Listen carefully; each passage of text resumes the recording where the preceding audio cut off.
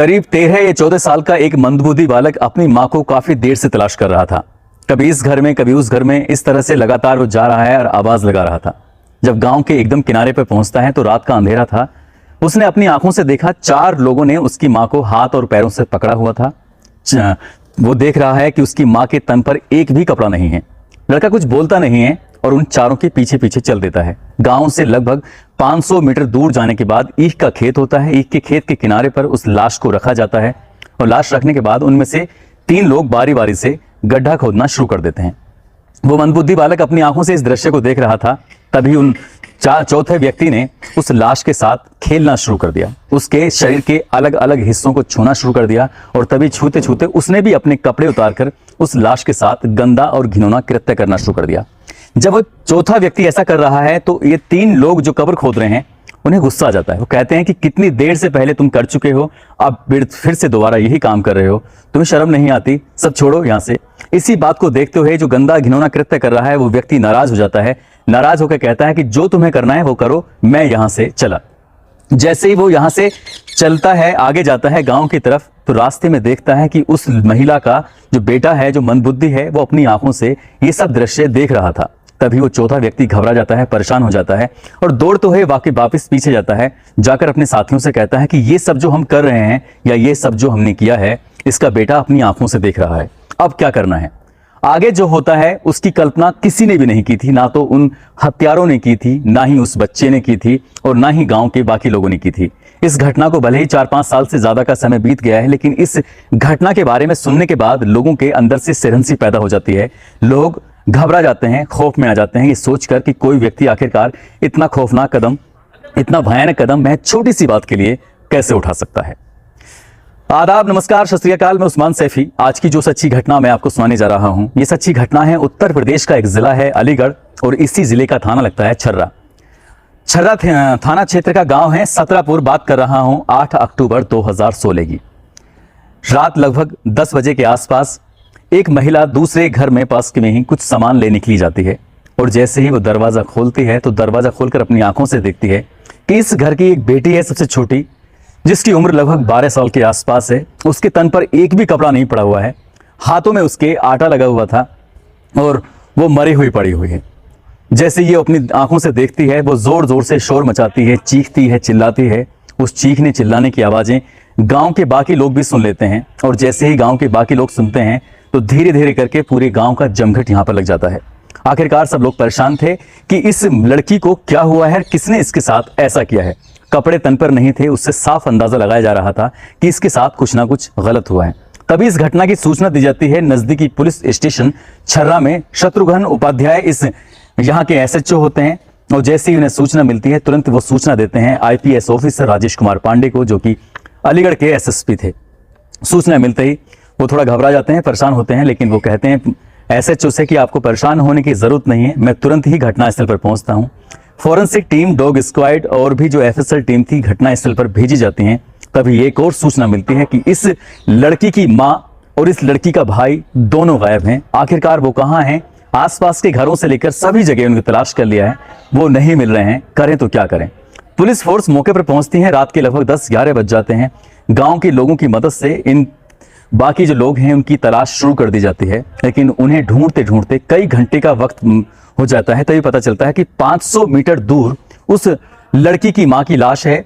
पास में ही 2-3 फावड़े रखे हुए हैं, गड्ढा खुदा हुआ है, लाश पर कोई कपड़ा नहीं था। अब बेटे की लाश की तलाश थी।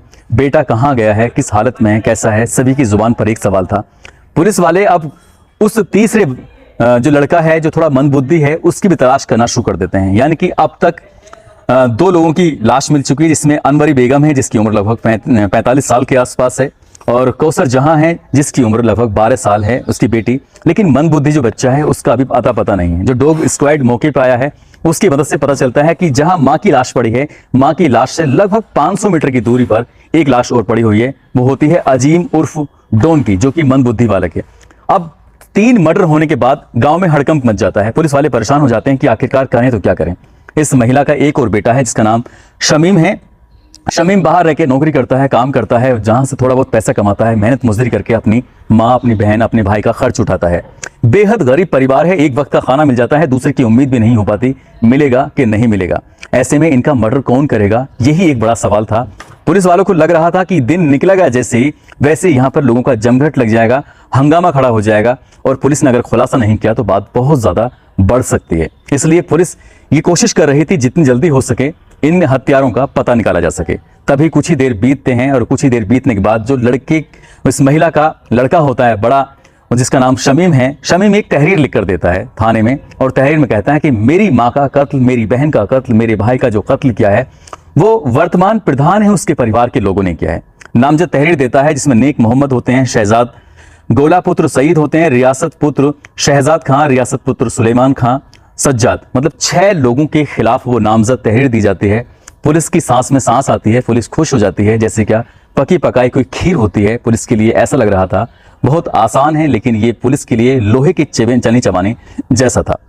जैसे तहरीर आती है मुकदमा दर्ज कर लिया जाता है। इन सभी के फोन की लोकेशन जब निकलवाई जाती है तो पता चलता है कि इन लोगों की फोन की लोकेशन गांव में है ही नहीं और ये गांव में ना दिन में थे ना रात में थे। पुलिस ने इनकी सीडीआर निकलवाई तो इस घर से उनका कोई लेना देना ही नहीं था। तभी पुलिस के सामने एक और चुनौती आ जाती है। जो गांव का पूर्व प्रधान होता है, जिसने अभी हाल ही में इलेक्शन लड़ा था, जो हार जाता है, खालिद, वो भी मौके पर आ जाता है और हंगामा करना शुरू कर देता है, क्योंकि ये लोग मरने वाले कोई और नहीं थे, उसके परिवार से थे। मुकदमा दर्ज हो चुका था, अखबारों में छप चुका था, सोशल मीडिया पे लगातार आ चुका था, टेलीविजन पे खबर चल रही थी कि माँ बेटी के बलात्कार के बाद सीधा बेटे की हत्या कर दी गई है। पोस्टमार्टम रिपोर्ट से भी खुलासा हो जाता है कि बलात्कार नहीं बल्कि सामूहिक बलात्कार होता है। इनके साथ बेइंतहा मारपीट होती है, मरने के बाद भी लाश के साथ भी बलात्कार किया जाता है। कौन है, किसने किया है, तहरीर तो मिल चुकी थी, मुकदमा दर्ज हो चुका था। मुकदमा दर्ज करने के बाद पुलिस ने इन लोगों से जब पूछताछ करने की कोशिश की तो पुलिस ने अपने तरीके से बहुत कुछ पूछने की कोशिश की, लेकिन नामजद लोगों में से जो 6 आरोपी हैं उनमें से किसी ने ये स्वीकार ही नहीं किया कि हमने इस घटनाक्रम को अंजाम दिया है। अब पुलिस परेशान हो जाती है, करें तो क्या करें। लेकिन जैसे जैसे वक्त आगे बढ़ रहा था वैसे वैसे पुलिस पर प्रेशर बढ़ रहा था। न केवल गांव के बल्कि आसपास के लोग भी आ जाते हैं, सांसद विधायक से लेकर स्थानीय नेता भी इसमें दिलचस्पी लेने लगते हैं। हर किसी की एक ही मांग थी कि इस घटनाक्रम का जितनी जल्दी हो सके खुलासा करिए, नहीं तो सही नहीं होगा। ऐसे धीरे धीरे करके 15 दिन, 20 दिन, महीना, जब 2 महीने बीत जाते हैं, पुलिस के हाथ खाली रहते हैं।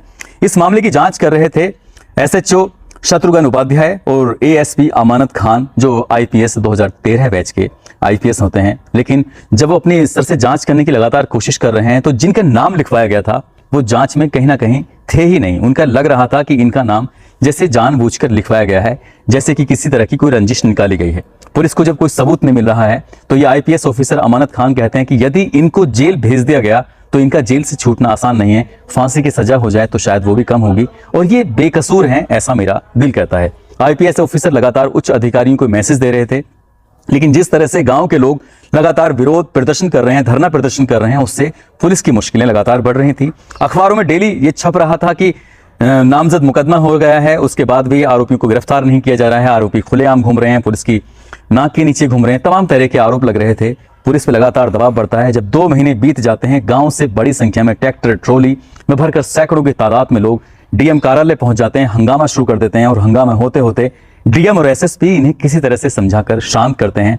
तभी एक पुलिस वाला अपनी आंखों से देखता है कि जो लोग अभी धरना प्रदर्शन कर रहे थे, कार्यालय से, इनके DM कार्यालय से बाहर उनके लिए बिरयानी का इंतजाम किया गया था। बहुत बढ़िया बिरयानी खा रहे हैं, मजे ले रहे हैं। तो गांव वाले खुश थे या परेशान थे, ये समझ में नहीं आ रहा था कि यहाँ आकर वो ऐसा क्यों कर रहे हैं, जबकि पुलिस पे लगातार दबाव बन रहा था।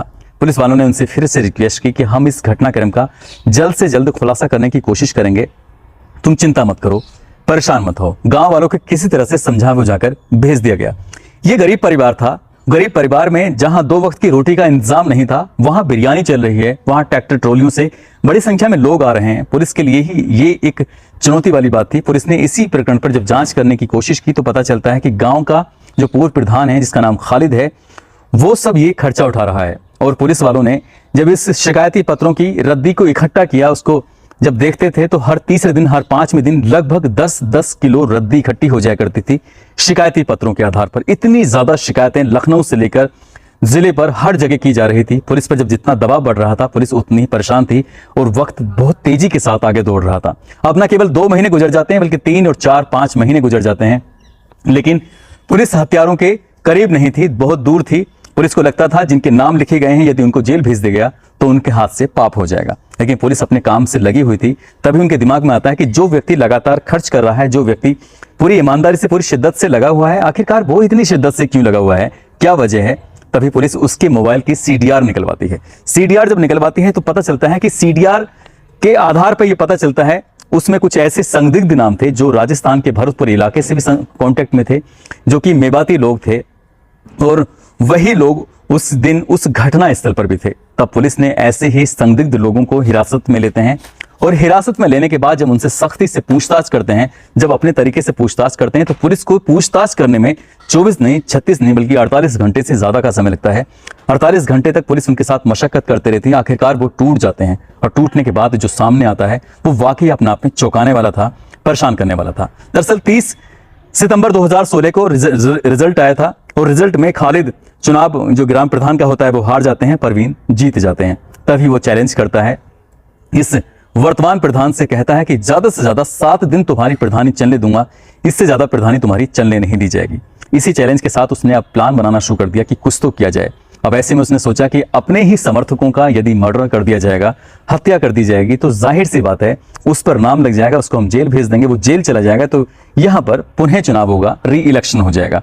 कुछ इसी तरह की प्लानिंग थी। और इसके लिए जो गांव का एक बहुत ही गरीब परिवार था, जिसका मुखिया होता है इसरार, जो कि सन 2011 में खत्म हो जाता है, मर जाता है, और उसकी पत्नी होती है दिलावरी बेगम उर्फ अनवरी बेगम। उसका एक बेटा होता है शमीम, दूसरा बेटा उसका होता है अजीम उर्फ डॉन, तीसरी उसकी एक बेटी होती है कौशल जहां, जिसकी उम्र लगभग 12 साल होती है। इस परिवार को चुना जाता है। यहां फिर हत्या का जो एक ही इरादा था, सिर्फ उनको मारना था अनवरी बेगम को। अनवरी बेगम अपने पड़ोस में जो उसका भतीजा लगता है सैदू, उसके यहाँ पर हर रोज 6:30 बजे के आसपास दूध लेने के लिए जाया करती थी। और ये दिन चुनाव में 8 अक्टूबर 2016 का। जैसे ही अनवरी दूध लेने के लिए शाम को 6:30 बजे के आसपास अपने पड़ोस में जाती है, पड़ोस में जाने के बाद दूध लेने के लिए उसने अपना बर्तन आगे किया, तो उस घर के अंदर पहले से ही 4-5 लोग मौजूद होते हैं। 4-5 लोग जब मौजूद होते हैं तो उसके एक तन से एक एक कपड़ा उतार लेते हैं, उसके मुंह में कपड़ा ठूंसकर बारी बारी से उस बुजुर्ग महिला के साथ रेप करते हैं। थक नहीं जाते जब तक रेप करते हैं, वो रेप करते करते वो महिला मर जाती है। मरने के बाद भी उसके साथ ऐसे ही गंदा और घिनौना कृत्य कर रहे थे। जब लगभग 2-3 घंटे बीत जाते हैं, उनका मन भर जाता है इस सब करने से, क्योंकि इसको इन्होंने प्लानिंग का हिस्सा बनाया था। जितना ज्यादा गंभीर अपराध करेंगे उतनी ही ज्यादा बड़ी सजा सामने वाले को मिलेगी, ऐसे ही सोचकर उन्होंने ये अपना काम कर रहे थे। उधर जो बेटी है वो घर में अकेली है, कौशल जहां। रात के लगभग 8 साढ़े 8 बजे के आसपास का वक्त हो चला था। माँ जब वापस घर में लौट कर नहीं आई थी, वो थोड़ा परेशान हो जाती है। आटा गूंद रही थी, आटा गूंदते उसका बड़ा भाई अजीम उर्फ डॉन मौके पर पहुंच जाता है। जैसे ही अजीम उर्फ डॉन मौके पर पहुंचता है, तभी वो अपने भैया से कहती है कि भैया, माँ दूध लेने के लिए गई थी, काफी देर हो गई है, जाकर देख के तो आओ, पता तो करो आखिरकार माँ है कहाँ। तभी अजीम वो इधर उधर, क्योंकि वो मंदबुद्धि है, वो समझ नहीं पा रहा है, उसको फिर से दोबारा समझाती है कि माँ को ढूंढ के लेके आओ। तभी वो लड़का माँ को ढूंढने के लिए जब जा रहा था, तो जाते हुए पे रास्ते में उसको सैदू के घर से थोड़ा सा आगे निकलते हुए, क्योंकि वहां स्ट्रीट लाइट जली हुई थी, स्ट्रीट लाइट में वो अपनी आंखों से देखता है 4 लोगों ने उसकी मां को पकड़ा हुआ है, हाथ पैरों से उसे घसीटते हुए जंगल की तरफ लेके जा रहे हैं। और जैसे ही जंगल की तरफ लेके जा रहे हैं, एक व्यक्ति के हाथ में फावड़े होते हैं, 4-5 लोग उसमें शामिल होते हैं। अब यहां से वो लड़का उनके पीछे पीछे चल देता है। उसको ये समझ नहीं आ रहा था कि वो अपनी माँ को आवाज लगाए, अपनी माँ के बारे में कुछ कहे। तो जैसे ही गांव से लगभग 500 मीटर दूर ईख के खेत के किनारे उस लाश को रखा जाता है, अब उसकी कब्र खोदना शुरू कर रहे थे, यानी कि उसे दबाने की कोशिश कर रहे थे या नहीं दबाने की कोशिश कर रहे थे, पता नहीं। लेकिन उनमें से एक व्यक्ति की नीयत फिर से बिगड़ जाती है। वो कहता है कि क्यों ना मैं एक बार इसके साथ और रेप करूं। तभी उनमें से लोग कहते हैं कि कुछ तो शर्म करो, अभी तो तुमने इतना इसे परेशान किया, इतना सारा इसके साथ गलत काम किया, घिनौना कृत्य किया है, अब फिर इसके साथ रेप करोगे। तभी वो कहता है एक बार करूंगा। तभी उसने उसके साथ, उस लाश के साथ ऐसे घिनौना और गंदा काम कर रहे थे। घिनौना गंदा काम करते करते उसके, जब उनमें से एक व्यक्ति को गुस्सा आता है तो उसको चांटा मार देता है खींच के। गुस्से में कहता है कि तुम्हें शर्म नहीं आती, लाश के साथ ऐसा कर रहे हो। तभी वो गुस्से में यहां से चला जाता है। कुछ ही आगे चलकर देखता है कि उसका बेटा भी वहीं पास में ही है, और जैसे वो अपनी आंखों से उसके बेटे को देखता है, अजीम को देखता है, अजीम वहां से भागने की बिल्कुल कोशिश नहीं करता, वो बैठा हुआ अपनी माँ को वैसे ही देखता रहता है। उनमें से एक साथी जो अभी देखा था, उसने अपनी आंखों से दौड़ता कहता कि इसका जो बेटा है अजीम, उसने अपनी आंखों से सब कुछ देख लिया है, अब वो गांव वालों को सब बता देगा, और जो हमारी प्लानिंग है सबका भंडाफोड़ हो जाएगा, इसलिए क्या करें। तभी वो दौड़ते हुए जाते हैं, तो वो लड़का बैठा हुआ बड़े इत्मीनान से वहीं मिलता है। वो समझ नहीं पा रहा था कि मेरे माँ के साथ क्या हुआ है या मेरे साथ क्या होने वाला है। तभी उस लड़के को उठाया जाता है। उठाने के बाद उसे और जंगल की तरफ लेके जाते हैं और ले जाने के बाद उस लड़के का गला दबाकर उसकी हत्या कर देते हैं। उसके शरीर पर भी कपड़े जो थे उसे उतार के फेंक देते हैं ताकि लोगों को कुछ कंफ्यूज हो, कुछ हो। अब ये सब काम करने के बाद उन्होंने उस लाश को भी वहीं छोड़ा, बेटे की और माँ की लाश को भी वहीं जो गड्ढा खोदा है उस कब्र के पास छोड़ छाड़ के अब गांव की तरफ आ रहे थे। उधर जब काफी वक्त बीत जाता है, बेटी आटा गूंद रही थी तो बेटी खुद समझ नहीं पा रही थी कि मैं आखिरकार करूं तो क्या करूं। भैया गया, वो वापस लौट के नहीं आया, माँ गई, वो वापस लौट के नहीं आई। तभी वो अपनी माँ को ढूंढती ढूंढती जब सैदू के घर की तरफ जा रही थी तो रास्ते में वही 4-5 लोग जब वापस आ रहे थे तो उस आवाज लगा रही थी। तब आवाज लगाते लगाते उन लोगों की नजर उस लड़की पर पड़ जाती है। तो वो सोचते हैं कि अगर इसने हमें आता हुआ देख लिया है तो हो सकता है अजीम उर्फ डॉन यानी कि मंदबुद्धि बालक की तरह इस लड़की कोशर जहां ने भी हमें शायद ये सब करते हुए देख लिया है, ऐसा ना हो ये पोल खोल दे। तभी वो 5 लोग उस लड़की को भी उठाते हैं और सैदू के घर के अंदर ले जाने के बाद उसको उठाने के बाद सीधा जंगल की तरफ खींचते हुए लेके जाते हैं और जंगल में लगभग इन दोनों की लाश से अलग 500 या 1000 मीटर की दूरी पर वहां ले जाने के बाद उस लड़की के साथ रेप करने लगते हैं, बलात्कार करने लगते हैं। बारी बारी से वो सब कर रहे थे। पता नहीं चलता कि जब ये पुलिस इनसे पूछताछ कर रही थी तो पता ही नहीं चलता कि वो लड़की कब मर जाती है, क्योंकि 12 साल की लड़की होती है। वो अपना दम तोड़ देती है। दम तोड़ने के बाद भी उसके साथ ऐसा ही घिनौना कृत्य कर रहे थे। जब वो थक जाते हैं, थकने के बाद फिर वो सोचते हैं कि आखिरकार क्या करें। तब वो कहते हैं कि क्यों ना इस लाश को ले जाकर इस लड़की के घर पे ही छोड़ देते हैं। रात के लगभग 10:30 बजे के आसपास का या 10 बजे के आसपास का वक्त रहा होगा। उस लाश को उसी के घर के अंदर रख देते हैं और रखने के बाद उसके तन पर एक भी कपड़ा नहीं था। वो जैसे ही घर से निकलते हैं तुरंत ही एक पड़ोस की महिला अपनी आंखों से वो देखती है कि घर में लाश पड़ी हुई है और पुलिस वालों तक बात पहुंचती है। पुलिस वालों ने इस खालिद को गिरफ्तार किया, उसके साथियों को गिरफ्तार किया, लेकिन गिरफ्तार करने में पुलिस को लगभग 13-14 महीने का वक्त लग जाता है। कई लोगों पर पुलिस 25-25 हजार रुपए का इनाम भी घोषित करती है। और इस खालिद से जब पूछताछ करते हैं तो ये बताता है कि इसने चुनाव जीतने के लिए राजस्थान का भरतपुर जिला है, वहां का गोपालगढ़ है, पिपरोली एक गांव लगता है, उस्ताद हाजी दुल्ला उसके पास जाते हैं। कहते हैं कि उस्ताद जी हमें चुनाव लड़ना है, मैं चाहता हूं कि विपक्षी वो हार जाए और मैं चुनाव जीत जाऊं। इसके लिए कुछ ऐसे उपाय, ऐसा टोना टोटका करो जिससे क्या मैं चुनाव जीत जाऊं। वो कहता है कि इसके बदले में आपको 13,000 रुपए देने पड़ेंगे। 13,000 रुपए से कुछ जादू टोना टोटका के लिए जो कुछ सामग्री की जरूरत होगी उसके लिए पैसे की जरूरत है, वो सब दिया जाता है। लेकिन चुनाव में लोग उसको वोट ना करके उसके विपक्षी को वोट करते हैं, वो जीत जाता है।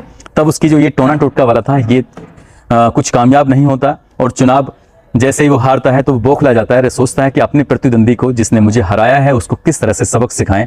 और इसीलिए उसने सबक सिखाने के लिए गांव के ही अपने ही परिवार की उस महिला को, जिस सगे भतीजे से उसका गंदा घिनौना कृत्य कराया, कुछ लोग बाहर के थे उनको भी बुलाया जाता है, उनसे भी कराया जाता है। पुलिस की जांच में पता चलता है कि इसमें खालिद, शकील, सैदू, अयूब, बबलू, रियाजुद्दीन, जावेद, छुटुल्ला और 2 अज्ञात लोग, इसमें टोटल मिला के 10 लोग इस घटनाक्रम में शामिल थे जिन्होंने उस लड़की के साथ, उस महिला के साथ बारी बारी से गंदार घिनौना कृत्य किया था। जब ये बात कई महीने बीत जाने के बाद सोशल मीडिया के माध्यम से, अखबारों के माध्यम से पता चलता है कि एक चुनावी रंजिश के चलते एक व्यक्ति ने इतना बड़ा, इतना घिनौना कृत्य किया है, तो वो वाकई अपना आप में बहुत ही शर्मनाक होता है। जब ये घटना लोगों की जुबान पे आती है तो लोग सोचकर परेशान हो जाते हैं। इस घटना को सन 2016 में घटी थी। शायद अभी तक भी निचली अदालत से कोई इसमें फैसला नहीं आया है। स्थानीय लोगों की मांग यह है कि इन आरोपियों के विरुद्ध कड़ी से कड़ी सजा मिलनी चाहिए, कम से कम फांसी के तख्ते पर इनको पहुंचाना चाहिए। आगे क्या होता है, अदालत क्या फैसला सुनाती है, तो भविष्य के गर्भ में छुपा है। लेकिन जो भी माँ बेटी और बेटे के साथ होता है वो वाकई बहुत गलत होता है। और जिन लोगों के खिलाफ मुकदमा दर्ज कराया गया था उन्हें वाइज्जत, उन्हें बरी किया जाता है, उन्हें जेल नहीं भेजा जाता। यदि पुलिस उस तहरीर को ही सही मान लेती तो शायद उन 5-6 लोगों की जिंदगी हमेशा के लिए बर्बाद हो जाती। दोस्तों, इस पूरे घटनाक्रम को सुनाने का उद्देश्य किसी को परेशान करना नहीं है, किसी का दिल दुखाना नहीं है, बल्कि आपको जागरूक करना है, आपको सचेत करना है। आप जहां भी रहें अपना ख्याल रखें, सुरक्षित रहें। जय हिंद, जय भारत।